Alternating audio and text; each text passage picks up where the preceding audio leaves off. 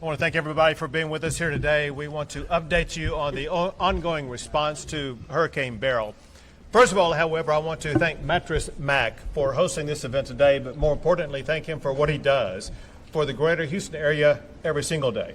I'm not familiar with a citizen, a resident in any community anywhere who does more for his community selflessly than does Mattress Mac.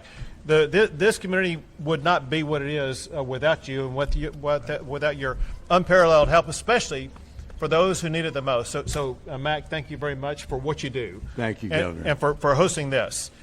So as usual, our number one goal, first and foremost, is to protect life. An issue that we see in the ongoing response to Hurricane Beryl are life-based issues, not because of the hurricane itself, but because of the lack of power supply, because of extreme heat, because of the lack of the power. There are lives at risk every single day. Also, because of that, according to the police chief, we've seen a slight uptick in criminal behavior. So, once again, the top priority to make sure that we protect more lives is to make sure we get that power back on as quickly as possible. Another issue that we are dealing with also, once again, mostly because of the lack of power, is a lack of adequate food. One thing that the state of Texas has done, working with our local officials, is to provide meals that are ready to eat, delivered in whatever amount of supply is requested by local officials. Similarly, we are facing challenges with regard to water. Both with regard to the meals, meals have been lost because people have not had the power on in their house or apartment, and as a result, their food has spoiled. And the meals are needed because of lack of power. The lack of power is because of CenterPoint. Same thing with regard to water. Water is needed for a lot of different reasons. The state of Texas, once again, is working with our local partners to make sure that there are adequate water supplies as well as ice that will meet any demand that's articulated by local officials. Another thing that the state of Texas continues to respond to are ongoing medical needs. As you are surely aware, there are hospitals and other healthcare facilities that have had lack of power. Because of that lack of power in healthcare facilities, there has been an increased need for the state to assist in providing, it could be supplies, equipment, all different kinds of things to help local healthcare providers be able to meet the needs of people who are injured, people who are hurt, people who were already patients in healthcare facilities. That process by the state of Texas to respond to those medical needs continues. The last thing I'll mention along these lines right now is the ongoing effort by the state of Texas to work with local officials to make sure that their needs concerning public safety are met.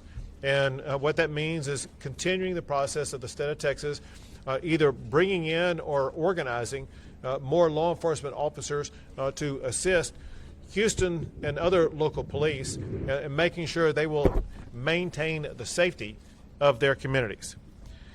The most enduring problem, because of Beryl, however, is the lack of power. The failure of power companies to provide power to their customers is completely unacceptable. Power companies along the Gulf Coast must be prepared to deal with hurricanes, to state the obvious. Early appearances, however, suggest that some power companies are not adequately prepared for a hurricane like Beryl. CenterPoint in particular has repeatedly failed to deliver power to customers for extended periods. To accelerate that process and to make sure that we look into exactly what has happened and what must be done to correct it, I am sending a letter to Thomas Gleason today. Thomas Gleason is the chairman of the Public Utilities Commission, and the letter requires the PUC to undertake an investigation of exactly what has happened by CenterPoint, find out what the reason for failure was, what must be done to fix it. So there will be the Public Utilities investigation. There'll be investigations and recommendations both by the PUC as well as by state legislators on remedial action to be taken by CenterPoint as well as other power companies. I will work with legislators to craft laws to improve power reliability. But, and here's the important part, we are still in hurricane season right now, and solutions cannot wait until the next session. They are needed now to minimize power disruptions as we respond to tropical weather for the remainder of the summer and this fall. To help avoid more power outages during the remainder of hurricane season, I will set the following minimum standards for CenterPoint. I will give CenterPoint until July the 31st to provide my office with specific actions that they will take to address the following issues that focus on improving power reliability. Number one, removal of any vegetation that threatens any power line in the geographic region covered by CenterPoint. CenterPoint admitted that Beryl was a heavy vegetation-related storm. CenterPoint is responsible for eliminating the vegetation before a hurricane hits.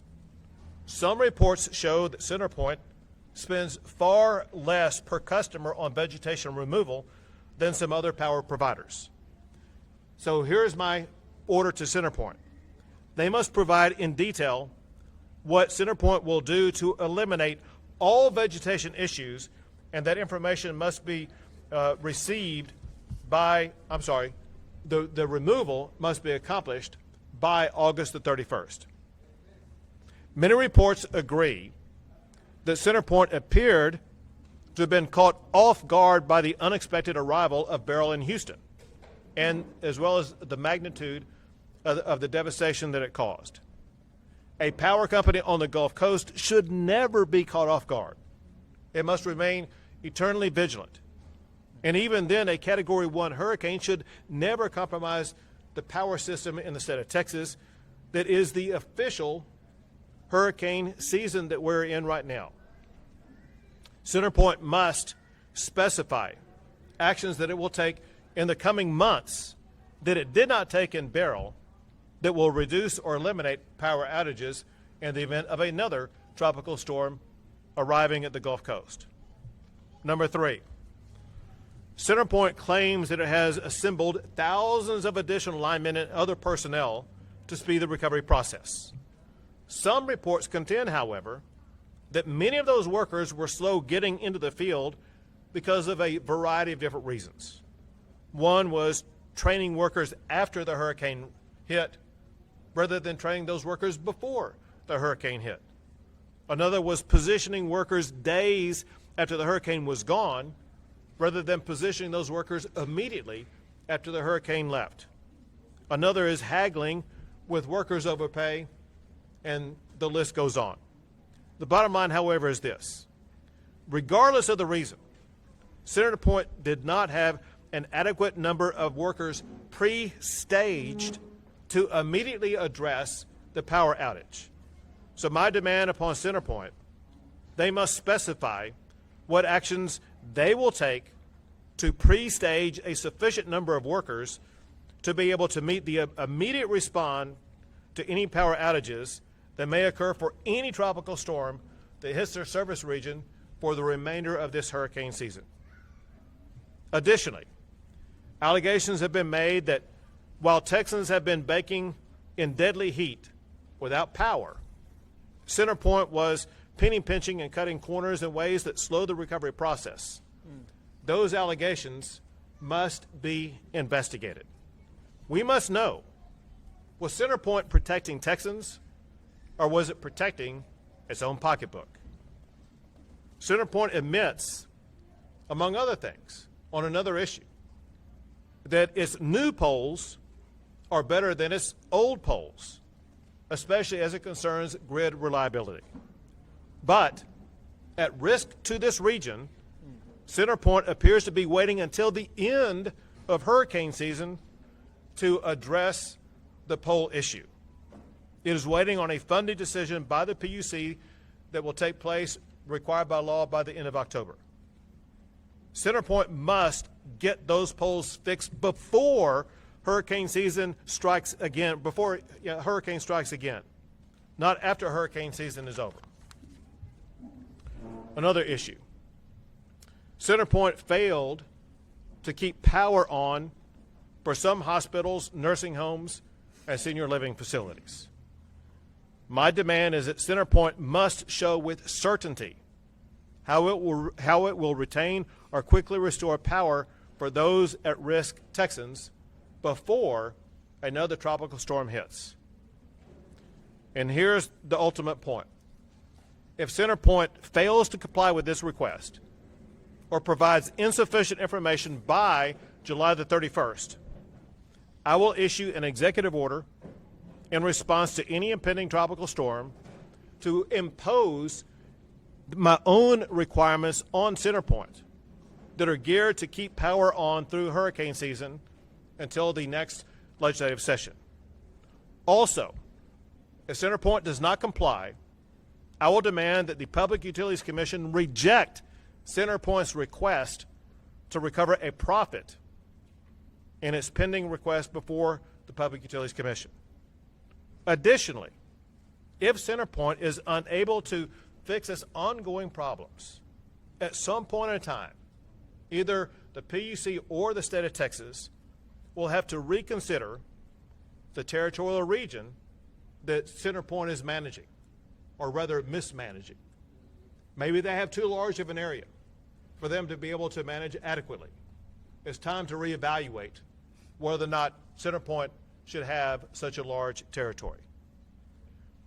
Also, let me be clear about another point that's extraordinarily important.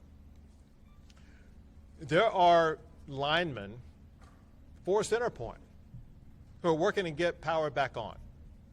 Those linemen in many regions across this area are being physically threatened, sometimes attacked by people on the streets, endangering their lives and discouraging them from even going out into the field and getting the power back on.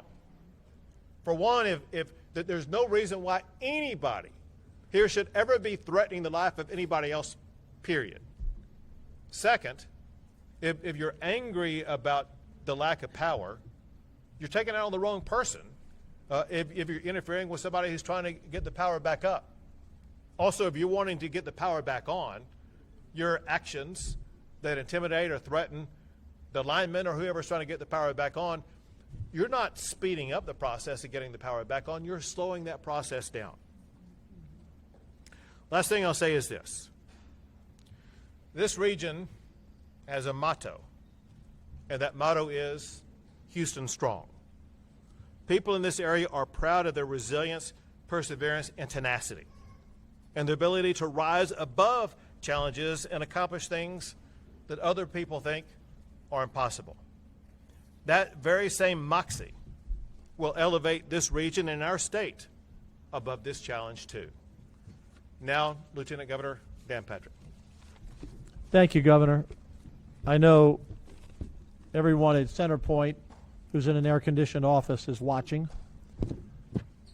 A freight train's coming. You just heard it.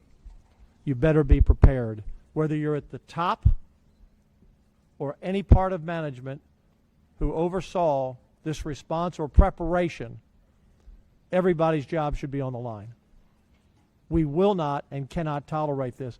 I'm sitting here looking at this saying that Mac has up on the wall. Respect is earned by consistent, excellent behavior over long periods of time. CenterPoint once, I would say, was a company that we had confidence in. All of us up here and most of the public. We've had many storms. They've responded well. They totally failed in preparation, and they failed in response. They have lost respect from the city of Houston and the surrounding areas that they service. I asked 10 questions, proposed 10 questions that we will ask during Senate hearings, and we will have Senate hearings. Right now, my focus is get everybody to get the power up. Don't worry about answering the questions today. Get the power on. We have people suffering out there today in 100-degree heat that have not had power and won't have it for another day or two or more. But we will have hearings beginning in August, and there will be lots of questions. But one of my first questions is, does CenterPoint still look at Houston as a priority of their business. They're a different company than they used to be.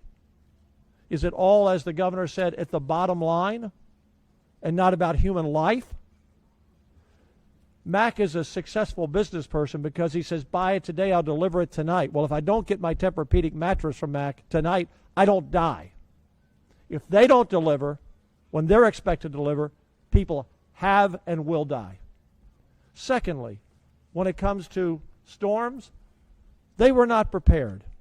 They did not think this was going to be a serious storm. They didn't think it was going to hit Houston. It's obvious by their preparation. CenterPoint has to understand, as does every utility company on the coast, that anytime there's a tropical storm in the Gulf, whether it's predicted to be a hurricane or not, you have to prepare as if it's going to be the worst storm to hit Houston, where the biggest population is, or any area they cover, or any other company. Nimkid and I, this past week, have worked together, and the one thing we said from the first day on, and the governor and I talked about, the state of Texas has to pray for the best and prepare for the worst. CenterPoint did not prepare for even the least, and that's why we are here. This is not tolerable. And to dovetail on what the governor said about those attacking, we had one attack by gunfire on Thursday, 2 on Friday, 1 yesterday. I think we as the legislature need to look at the penalties for that crime and ratchet it up. Because let me tell you what, some of these people that have come in from states all over the country, they turned around and went home. Who's going to come to Texas and help Houstonians if Houstonians are shooting at them? That must stop. There will always be idiots. There will always be people who have had too much to drink and people who have had too much anger. For whatever reason, there is no excuse, no matter how much you've been sweltering in the heat, for criminal behavior and to attack someone, as the governor said, trying to help you. But we're going to stop that. And you're going to face a long time in jail if you ever do that. So everything the governor has said, I can speak for the Senate, we're all on board this freight train that's coming. And once again, I say to CenterPoint, you need to look within yourselves. I don't really care about your internal investigation except to supply us with answers. But I want to know, are you short of transformers? I want to know, as the governor said, did you cut corners? I want to know why you've cut your spending on vegetation and clearing the areas. I want to know, have you been out there negotiating with crews that came in from outer state of how much you're going to pay them?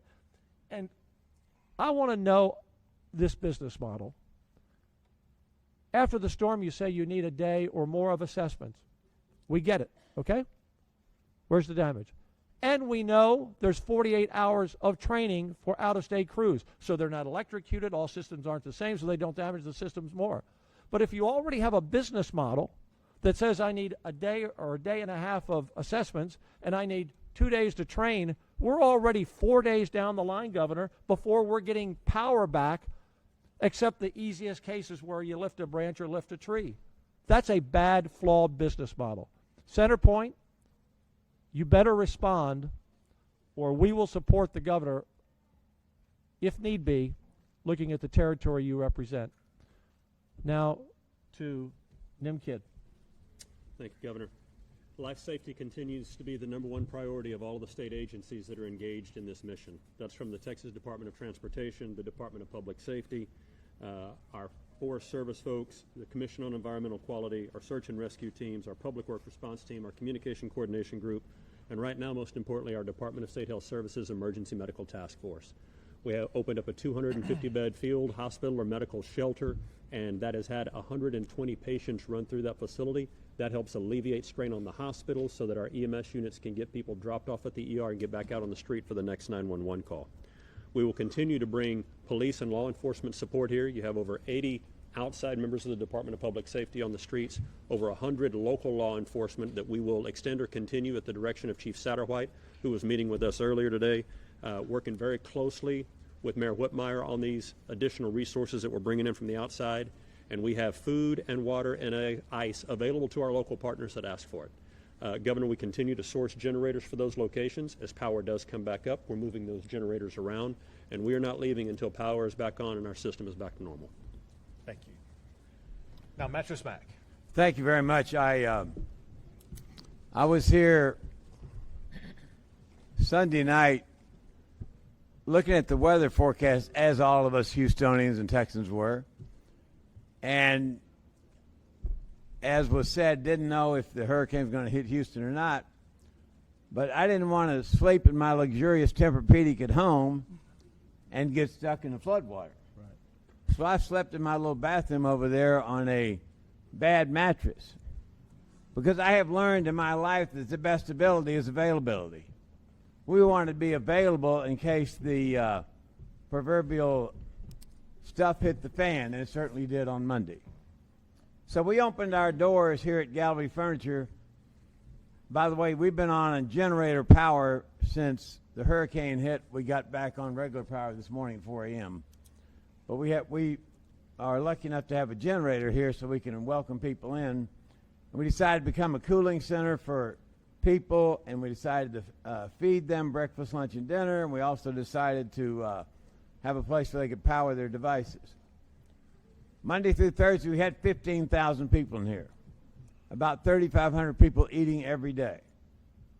And we did that because it's the right thing to do. I wish I could just hire people to deliver furniture during the busy holiday times. When we have 1,000 deliveries on the 4th of July and we have 100 the other days, we got to gear up for 1,000 all the time. CenterPoint doesn't think like that. CenterPoint's thinking, we don't want to spend the money. We want to make a lot of bottom line so our execs can get paid. Well, let me tell you something, Mr. CenterPoint. All of us, we don't summer in Aspen. We summer in Houston. And this is a real place. And these are real people. These are my people coming in here crying because they're hot and they're miserable and they're dying. These are the people that hospitals sent out here that needed a heart rate charger for their hearts. Otherwise, they were going to die. These are real people, mothers coming in here breastfeeding their children because it's so stifling hot at home. And the executives at CenterPoint don't get that. Put the people before the profit. Put the people before the profit. These are my people, and you are making our people suffer through your heartless attitude of money, money, money, money, money. Well, you know you can't take it with you. And one of these days, all of us are going to stand in front of our Creator, whoever we might believe that Creator to be. And at that time, the Creator is not going to ask you or I, how much money, Governor, did we make? Or how many material possessions did we accumulate? That Creator will ask us, what type of difference did you make? And I want to thank these three men up here and countless first responders, men and women all over our city and county, and all the hard-working people who have worked 20 hours a day to help people out during this horrible hurricane. And CenterPointless, you ought to be ashamed of yourself. Not the line workers. The line workers are the greatest people on earth. We were out here delivering water and Gatorade to them and Chick-fil-A cards yesterday, and they're great people from all across the country. They're working 16 to 18 hours a day in this sweltering heat. But the CenterPoint executives up there cutting costs so their end-of-the-year bonus is bigger. Shame on you. We got to get ready for hurricanes. We have hurricanes in Houston. We got to get ready for it. We got to deal with it, and we got to understand that at the end of the day, life is not about money. Life's about making people's lives better. And when we have no gasoline in Houston, no gasoline, you couldn't gas up your car anywhere. Fist fights everywhere. 2 pregnant women fought down the street about who's going to get the gasoline. No gasoline. How about no food?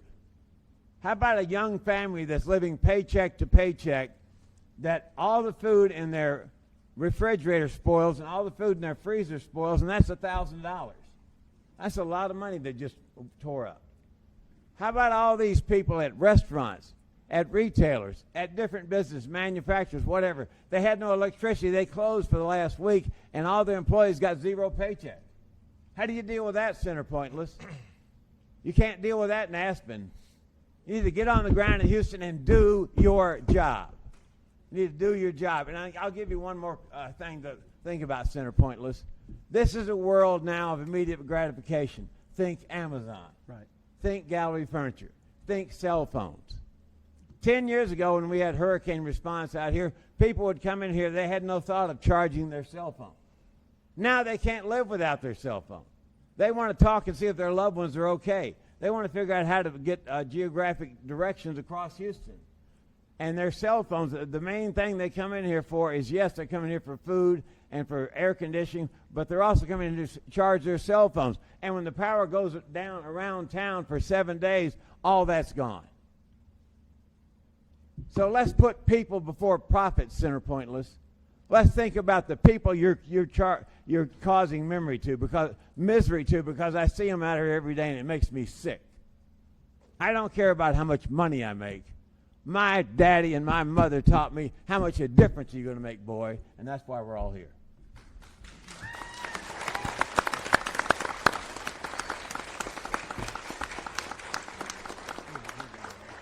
Thank you, Mac, and once again, thank you for everything that you do for this community and for our state. We are far better because of you. We'll be happy to take a few questions. Governor Abbott, you considered legislation requiring utilities to bury the lines rather than keeping up with overrun vegetation and poles that are rotting and coming down in our lanes? We have considered it, and actually we spoke about it in the meeting before we came out here. A valid point was made that we just need to look into, and that is in areas in particular like Houston that oftentimes get inundated very heavily when storms come through. In particular, think of Hurricane Harvey. If you have buried lines, the lines could get compromised underwater for a long time. It may make it even longer to access those lines, to improve those lines, than it would lines that would have been blown down that were otherwise up in the air. Just know this, and that is the Public Utilities Commission, the state legislature, and myself, we will all look at the possibility of maybe strategic burying of lines, maybe with regard to new construction, for example, and some other ways, if it is in areas that will ensure that it's not going to be compromised if it is buried.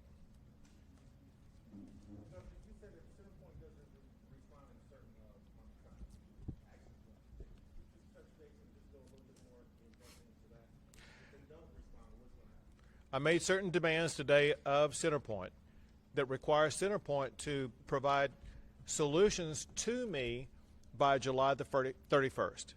If they fail to do so, I will use the authority given to me by law to use executive orders that have the effect of law, that requires CenterPoint to do what I expect them to do to keep power on in the event that there is another tropical storm that hits this area.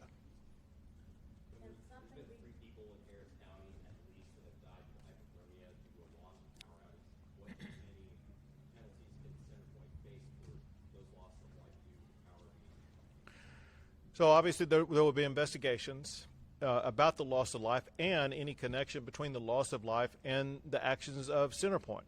And the consequences CenterPoint will face for that could vary from local authorities to what the state may do. But it certainly will be an issue that the state will evaluate, and either there are currently are penalties that are in place, or it surely is something that the PUC can use to evaluate, as it is currently considering the plan before the PUC that will be decided before the end of October, what type of penalties to impose on CenterPoint. What I'm saying, adding fuel to the fire, CenterPoint has been calling individuals on their phones saying that power has been restored, but it has not. On my street, everybody's in their 70s to 90s on breathing machines, and as of right now, nobody still has power, but they keep saying that we do. They're lying to us, and it's making people act out fire. What can be done about that? Well, so you're making a key insightful point, and that is as bad as CenterPoint has been at keeping the power on, they've been worse in communicating with their customers and with the public. So the communications aspect of it is something that the Public Utilities Commission is working on as we speak, and may impose orders on CenterPoint here in the coming weeks. It'll also be part of my process to make sure that CenterPoint is communicating appropriately. I will tell you this, and that is it does seem that the communication by CenterPoint is at a new low. In other words, they used to do a better job of communicating. For reasons none of us can comprehend, their communication has worsened. We were talking before we came out that had CenterPoint just let the public know, listen, this is a bad storm, power lines are down, it's going to take us about a week to get power back up and running again, that could have allowed residents to make one set of decisions. Because they did not say that, CenterPoint did not say that, it led customers, Houstonians, to think, well, my power may be back up in 24 to 48 hours. And they stuck around only to be left in a hopeless situation. Bottom line is this. The communications component of CenterPoint is unacceptable, will not be allowed to persist. Corrections are coming, whether they like it or not. Go ahead.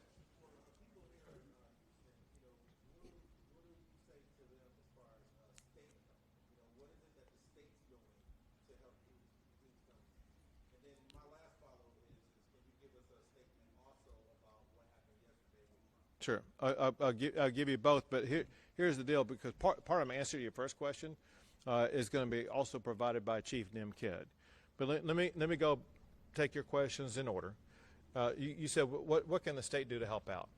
So the state is fully engaged in helping out local communities long before a storm even hits.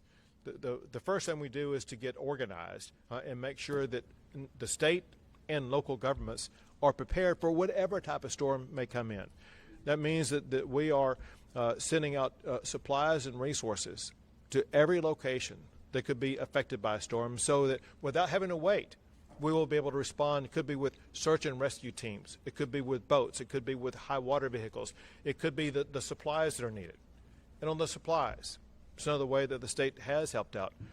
Food, water, ice, cooling centers, all of those and so much more the state's been involved in.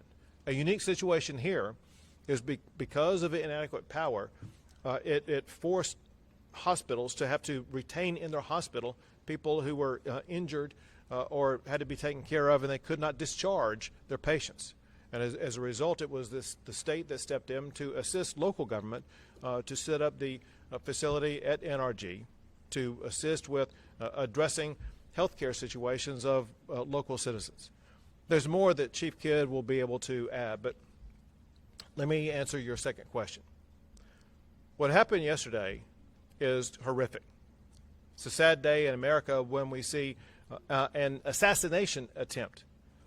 Assassinations, to say the least, are unacceptable. And as sad and horrific as it was to see the former president of the United States of America and a candidate for the presidency again to be attacked in a deadly way, we all must understand that in that attack, we had a fellow American lose his life, another American injured. This is not some game. This is not politics. A real human being lost their life. A family will never be able to see again. So this is a sad and tragic day. But we also must understand this. This is unfortunately not an isolated incident. We have seen during the course of this hurricane, for example, here in the Houston area, you've seen a sheriff's deputy assassinated. That is completely unacceptable. You saw another police officer who was shot. The attack on public officials is an outrage. Another thing about yesterday, it's really astonishing that we saw the president, former president, be shot, but suffer only a wound to his ear. Anybody who's thought anything about that knows that had that shot been a millimeter or two different, he would have been a victim of assassination. Trump is truly blessed by the hand of God being able to evade being assassinated. But it shows you when you look at what he's been through yesterday, the trials and tribulations that he's been through, not just yesterday, but through the entirety of the past year. There's no one in America who has the strength, physical, mental, and emotional, to be able to stand up to that, to be able to respond to that, to be able to deal with all of that. He is the mightiest warrior that we have. in the United States of America. Another thing I'll add is and the last thing I'll add, and that is that he showed his character last night in his first response. One thing that Dan and I know, because we know him personally, that most Americans and most Texans don't know. The first thing Donald Trump thinks about is other people. And he revealed that in the first thing that he shared publicly with people in the aftermath of getting shot. The first thing he talked about was thanking the Secret Service, but then the second thing he talked about was not himself, but the other victims of what happened. That is who he is all the time, caring about others before caring about himself. And so it's a sad day, but it's a day where Donald Trump showed his character and his resiliency. I'll let Chief Kidd answer the remainder of the question about what Texas has done.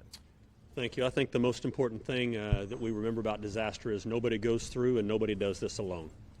The people that are closest to the citizens are your local elected officials, your mayors, your county judges, your council members.